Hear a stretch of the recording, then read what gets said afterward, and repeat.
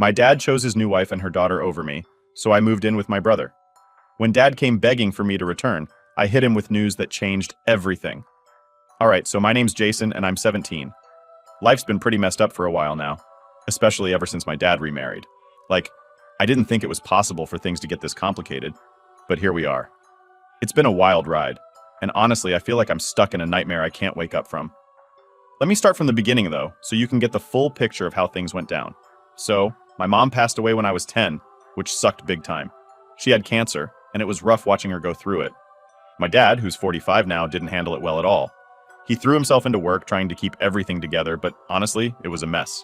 He was barely around, and I was just a kid, not really understanding what was happening. The only person I could rely on was my older brother, Ryan. He's 22 now, but back then, he was 15, and he stepped up like crazy. I mean, this dude was basically my parent for a while. He'd make me breakfast, help me with homework, and crack jokes to make me laugh, even when things felt like they were falling apart.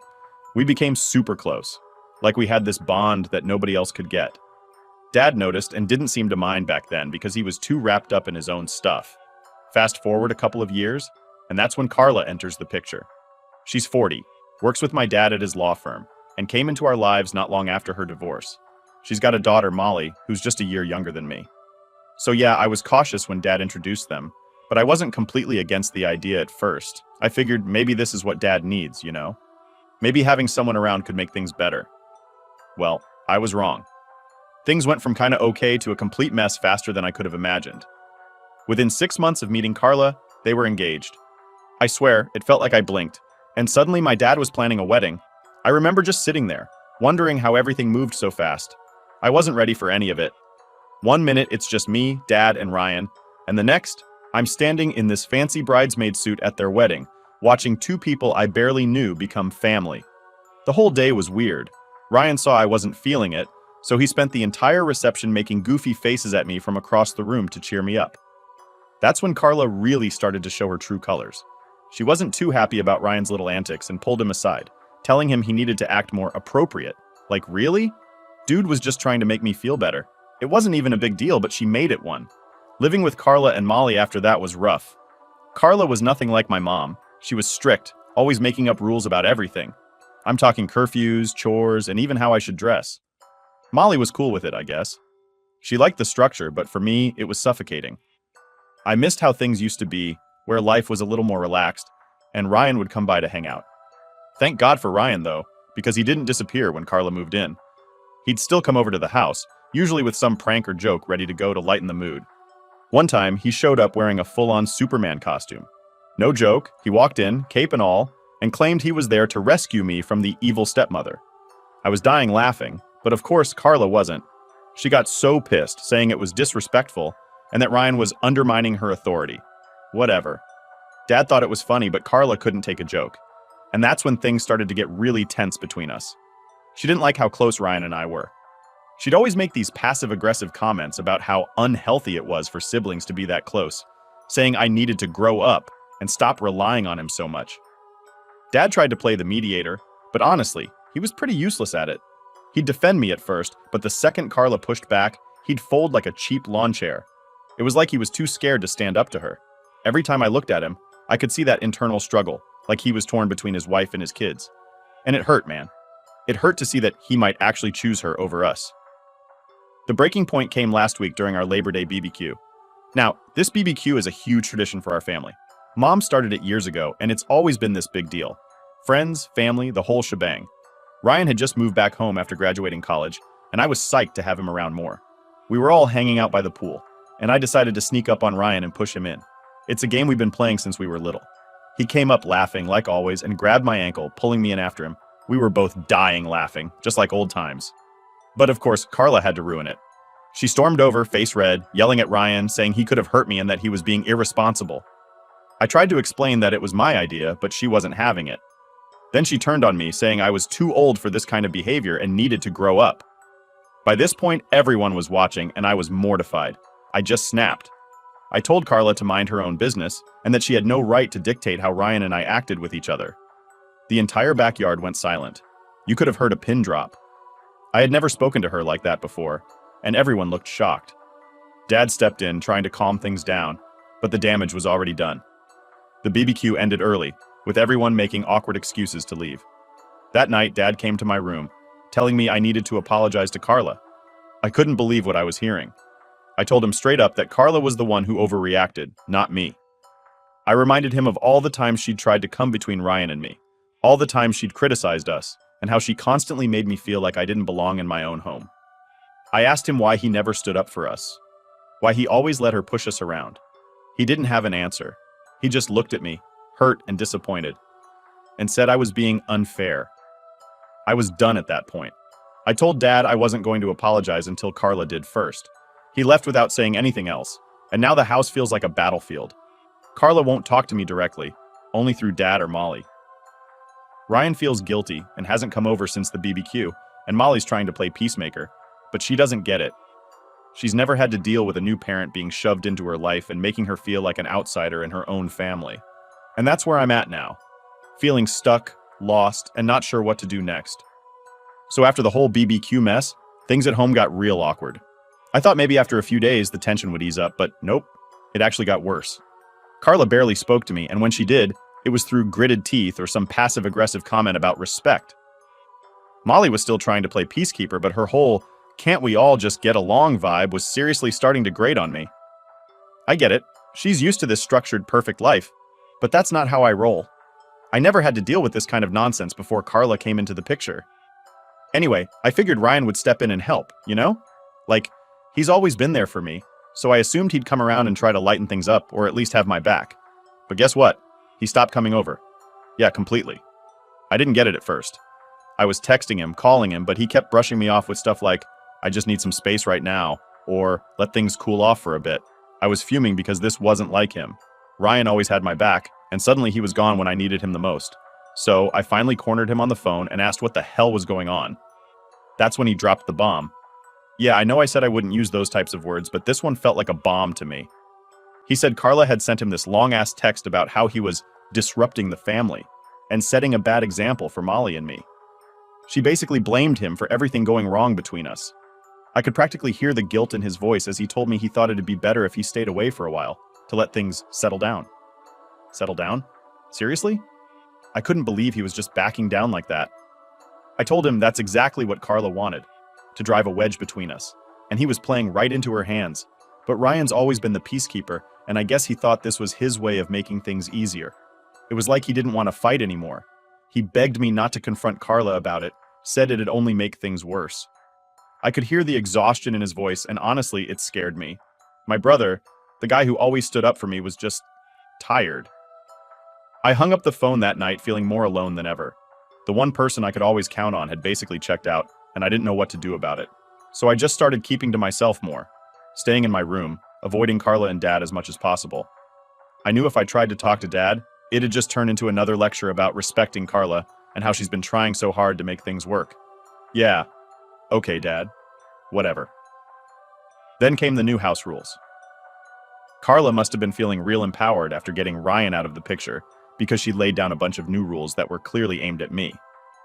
First, she decided I needed a curfew, a 9 p.m. curfew on weeknights, and 10 p.m. on weekends. Like, I'm 17, not 12, and it wasn't like I was out partying every night. But here's the kicker. Yeah, I used it. Sue me. Molly didn't get a curfew. When I pointed out how unfair that was, Carla said it was because Molly had proven she was responsible, and I hadn't. Oh, and she started checking my phone. Not in a casual, let's see who you're texting way, but full-on monitoring my phone usage, as if I was some sort of delinquent. She even threatened to take away my car privileges if I didn't start showing more respect around the house. And the worst part? Dad just sat there nodding along like a puppet. He didn't really seem to agree with her, but he sure as hell wasn't going to disagree either. It was like every time Carla pushed, Dad caved, and I felt more and more isolated. The breaking point came when I overheard them arguing about me one night. I wasn't trying to eavesdrop or anything, but our house isn't exactly big, and when voices get raised, you can hear everything. Carla was saying that it'd be best if I went to live with my grandparents for a while, to learn some discipline. She even had the nerve to bring up how her parents sent her to live with an aunt during her rebellious phase and how it straightened her out. I was furious. I felt like I was being pushed out of my own home just because I wasn't fitting into Carla's perfect little family plan. And the worst part? Dad wasn't fully against the idea. He wasn't all in, but he wasn't shutting it down either. That hurt more than anything.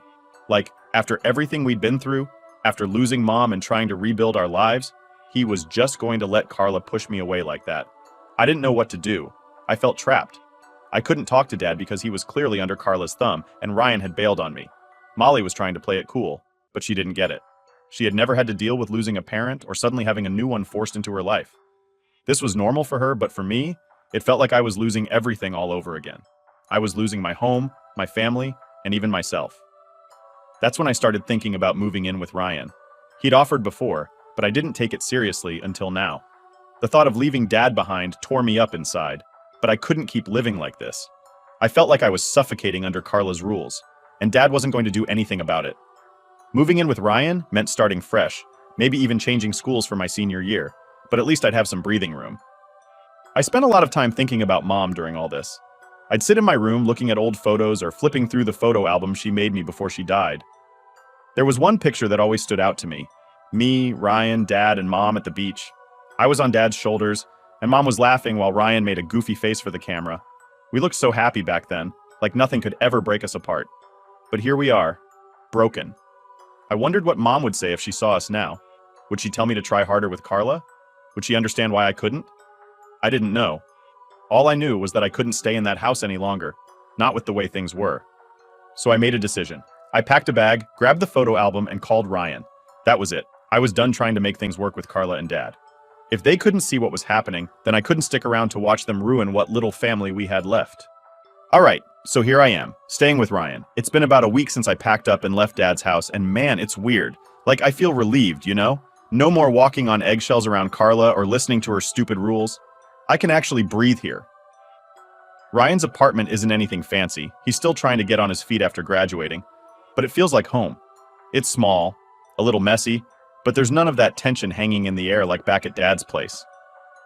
The first couple of days were kind of nice. Ryan didn't pressure me to talk about everything, and we just hung out like we used to. We binge-watched some terrible reality shows and ordered pizza, basically avoiding real life for a bit.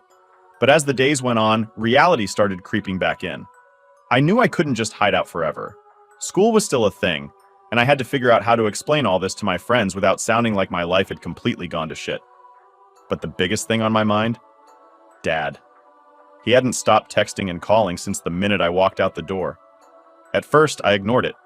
I didn't want to deal with him or hear another one of his lame excuses about how I should respect Carla or how she was just trying to make things work. But after a while, the guilt started creeping in. I missed him. Despite everything, he was still my dad, and I couldn't just erase that. So one night, after Ryan had gone to bed, I sat down with my phone and scrolled through all the missed calls and messages. There were dozens of them, most saying the same thing. Come home. We can talk this out. He apologized, said he didn't mean to hurt me, that he didn't realize how bad things had gotten. It felt like a knife twisting in my gut because a part of me wanted to believe him. I wanted to believe that he would stand up to Carla and that we could fix everything. But another part of me knew better. He'd been choosing her over me for years now. Why would it be any different this time? I decided to call him back. It was late, and I didn't know if he'd even pick up, but I couldn't keep ignoring him forever. He answered on the second ring, his voice tired but hopeful. We exchanged some awkward small talk at first, neither of us really knowing what to say. Then he dove right into it. "I'm sorry, Jason," he said, his voice cracking a bit. "I never meant for things to get this bad. I just didn't know how to handle it." I wanted to be mad, but hearing him like that made it hard. He sounded like the dad I used to know, the one who actually cared. But I wasn't about to let him off that easy. "You let her push me out, Dad," I said, trying to keep my voice steady. "You've been letting her control everything for years. It's like I don't even matter anymore." There was silence on the other end for a moment, and I could almost hear him thinking, trying to figure out how to respond. "That's not true, Jason," he finally said. "You matter more than anything. I didn't realize how much Carla's been pushing you away. I thought we could make this family work." That hit me hard. I wanted to believe him, I really did, but something inside me just wouldn't let it go. "Then why didn't you stand up for me? Why did you let her treat me like crap?" I asked, my frustration boiling over. "You always took her side, Dad. Always." He sighed, and for a second I thought he was going to start crying. "I was scared, Jason. After your mom died, I didn't know how to do this on my own. When Carla came into my life, it felt like a second chance, you know? A chance to rebuild. But I never wanted to lose you in the process. I didn't know what to say to that. I'd never heard Dad sound so vulnerable before, and it threw me off. But at the same time, I couldn't just forgive him. Not yet. I don't know if I can come back, Dad, I finally said, my voice barely above a whisper. Not with her still there. I get it, he said, and I could hear the sadness in his voice. But can we at least try, please? I didn't answer right away. I wanted to. I wanted to say yes and go back to how things used to be. But I knew that wasn't possible. Things were too messed up now. I'll think about it, I told him, and before he could say anything else, I hung up. That night, I couldn't sleep. I kept replaying the conversation over and over in my head. Was I being too hard on Dad? Should I give him another chance? Or was I right to stay away? I didn't know anymore. I felt torn between wanting my old life back and knowing that things would never be the same. The next day, Ryan noticed something was off. I guess I wasn't as good at hiding my feelings as I thought. We were sitting in the living room, eating breakfast, when he finally asked, "You okay, man?" I shrugged. "Yeah, I guess. I talked to Dad last night." Ryan raised an eyebrow. "And?" "He wants me to come back," I said, staring at my cereal like it had the answers I needed. He apologized, said he didn't realize how bad things were. Ryan didn't say anything at first, but I could tell he was thinking hard. Do you believe him? That was the million-dollar question, wasn't it? Did I believe Dad? Part of me did, but another part just couldn't forget how he'd let things get this bad in the first place. "I don't know," I admitted. "I want to, but Carla's still there," Ryan finished for me. I nodded. "Yeah." Ryan sighed and leaned back in his chair. "Look, man, I get it. I know you miss Dad, and I know you want things to be different. But if you go back and nothing changes, you're just going to end up right back where you started." He was right. I knew he was right. But it didn't make the decision any easier. For the next few days, I kept going back and forth in my head. I'd get a text from Dad, and it would make me want to pack up and head back home. But then I'd remember all the crap I'd been dealing with, and I'd change my mind again. It was exhausting. Finally, after about a week of indecision, I decided to have one last talk with Dad. Not at the house, though. I wasn't ready to face Carla yet. I texted him to meet me at the park where we used to go when I was a kid. It felt like neutral ground, a place where maybe we could talk without all the baggage hanging over us. When Dad showed up, he looked like he hadn't slept in days. His hair was messier than usual, and he had bags under his eyes. For a second, I felt guilty for putting him through all this. But then I reminded myself that this wasn't all my fault. We sat on one of the old benches, neither of us saying anything at first. Finally, Dad broke the silence. "I've missed you, Jason," he said, his voice soft. "I've missed you too, Dad," I admitted. "But I don't know if I can come back. Not with how things are." He nodded like he'd expected that. "I get it, but I want you to know I'm trying. I talked to Carla. I told her things need to change." That surprised me.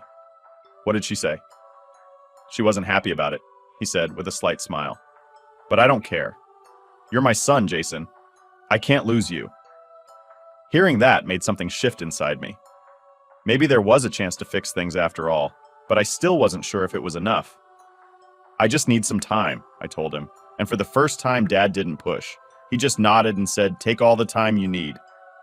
Update 1. So after that talk with Dad at the park, I thought maybe things would start to settle down. He'd said all the right things, you know? Told me he talked to Carla and that things were going to change. But even though I wanted to believe him, there was still this nagging feeling in the back of my head, like maybe this was just more talk and no action. It wouldn't be the first time. I stayed with Ryan for a few more weeks, trying to figure out what I wanted to do. Ryan was cool about everything, never pushing me to make a decision. We kept things pretty chill, just playing video games and hanging out, but I could tell he was worried about me. I wasn't sleeping great, and I kept going back and forth in my head about whether or not I should move back in with Dad. It's like one minute, I'd miss him and think maybe I should give it another shot, and the next minute, I'd remember how bad things were and get pissed all over again. Then, out of nowhere, things took a turn I didn't expect.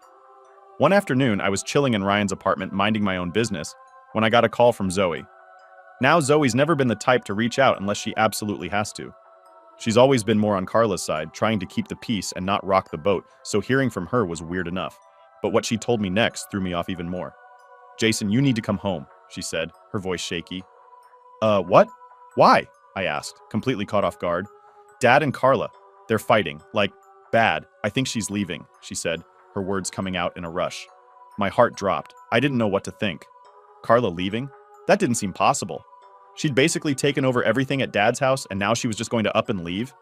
"Are you serious?" I asked, still trying to wrap my head around it. "Yeah, it's bad. I don't know all the details, but Dad's been really upset, and she's been packing her stuff." "You should come back and talk to him," Zoe said, sounding more stressed than I'd ever heard her. I didn't know what to do. Part of me was relieved, honestly. If Carla was gone, maybe things could finally go back to normal. Maybe Dad would stop being so passive and we could have our family back, or at least something close to it. But another part of me was wary. It felt too sudden, too convenient. Like, what changed? I told Zoe I'd think about it and hung up. Then I sat there for a while, just staring at my phone, trying to process everything. Ryan walked in a few minutes later, noticed I looked off, and asked what was up. I told him about the call, about Carla maybe leaving, and how Zoe wanted me to come back home. Ryan didn't say anything for a minute, just sat down across from me, thinking. Finally, he said, "Do you really think things are going to be better if she leaves? Like, I get why that seems like a good thing, but is that really going to fix everything?" I hadn't thought about it like that. I was so focused on Carla being the problem that I didn't really stop to consider if things would actually get better without her. But Ryan was right. There was more to it than just Carla. Dad had let all of this happen. He'd let her walk all over me for years, and even if she was leaving, that didn't change the fact that he hadn't stood up for me when it mattered. "I don't know, man," I said, rubbing my face. "It's just, if she's gone, maybe it'd be different, you know? Maybe Dad would, I don't know, be himself again." Ryan gave me this look like he was trying to figure out how to say what he was thinking without pissing me off. "I get it, but just be careful, all right? You can't go back expecting everything to be perfect just because Carla's gone. Dad's still got to step up. You can't keep waiting for him to fix things." He was right, of course, but I wasn't ready to give up on Dad yet. I figured I'd at least go back and see what was happening. Maybe, just maybe, things could change. So I texted Zoe and told her I was coming over. The whole ride there, I was on edge, my mind racing. What would I find when I got there? Would Carla be gone already? Would Dad actually be willing to talk? I didn't know what to expect, but I had to find out. When I pulled up to the house, everything looked normal on the outside, but as soon as I walked in, I could feel the tension. It was thick, like you could cut it with a knife. Zoe was sitting on the couch, looking pale, and Dad was pacing in the kitchen, running his hands through his hair like he didn't know what to do with himself. "Hey," I said, stepping inside and trying not to sound as nervous as I felt. Dad stopped pacing and looked at me, his face a mess of emotions. Anger, sadness, maybe even relief. He looked like he hadn't slept in days. Zoe just glanced up at me and nodded before looking back down at her phone. "Jason, Dad started, but he trailed off, like he didn't even know how to finish that sentence. "What's going on?" I asked, keeping my voice steady, even though my heart was racing. Dad sighed and sat down at the kitchen table, motioning for me to sit across from him. "Carla, she's leaving. She said she's had enough. I don't know what to do." I blinked, still trying to make sense of it all. "Why is she leaving now?" He rubbed his eyes, looking more exhausted than I'd ever seen him. "We've been fighting for weeks. After that talk I had with you at the park, I tried to set some boundaries with her, told her things needed to change. But she didn't take it well. She felt like I was choosing you over her." My stomach dropped. Was this my fault? Did Carla leave because of me? "I didn't want this, Jason," Dad said, his voice breaking a little. "But I couldn't just keep letting her control everything. I tried to make it work, but..." I didn't know what to say. Part of me was glad he'd finally stood up for me, but the other part felt guilty as hell. I didn't want to break up his marriage, even if Carla was awful. I just wanted things to be fair, to feel like I mattered. "Do you want her to leave?" I asked, trying to figure out where his head was at. Dad looked at me, his eyes filled with pain. "I don't know. I love her, but I can't lose you. I don't know what the right thing is anymore." For the first time in a long time, I saw how broken he was. He wasn't the strong, put-together dad I remembered from before Mom died. He was just a guy trying to hold his life together, and it was all falling apart. We sat there in silence for a while, neither of us knowing what to say. Zoe had disappeared upstairs at some point, leaving Dad and me to figure this mess out on our own. I'm not saying I'm ready to come back, I finally said, breaking the silence. But if things are going to change, if you're really going to put me first, maybe we can work on this. Dad nodded, his eyes filled with hope. That's all I want, Jason. I just want us to try. And maybe, for the first time in a long time, we actually could. Update 2. Alright, so after that conversation with Dad, I didn't really know where things were going to go. I mean, he said all the right stuff, but after everything that had happened, I wasn't sure if I was ready to just move back in and pretend like things were fixed. It felt too soon. And even though Carla was packing her bags, that didn't mean the whole problem was magically solved. For the next few days, I stayed with Ryan. But the whole situation at home kept weighing on me. Zoe would text me little updates here and there, like how Carla had taken a bunch of her stuff and was staying with a friend, but she hadn't fully moved out yet. And Dad, well, he was trying to keep things together, but he was clearly struggling. I felt bad for him, but at the same time, I was angry that it had taken this long for him to realize how bad things had gotten. Then out of nowhere, Dad calls me and says he wants me to come over for dinner. He's all like, "It's just going to be us, Jason. No Carla." I guess he was trying to show me that he was serious about fixing things, but I was still hesitant. I didn't want to walk into another awkward family dinner where everything was tense and no one was saying what they really meant. But Ryan, being Ryan, said maybe it was worth going, at least to see where Dad's head was really at. So I agreed. I mean, what's the worst that could happen, right? The day of the dinner, I drove over to the house, and as soon as I pulled into the driveway, I could feel this weird mix of emotions. It was the first time I'd been back since I packed up and left, and it felt strange. Like it was still my house, but it didn't feel like home anymore, if that makes sense.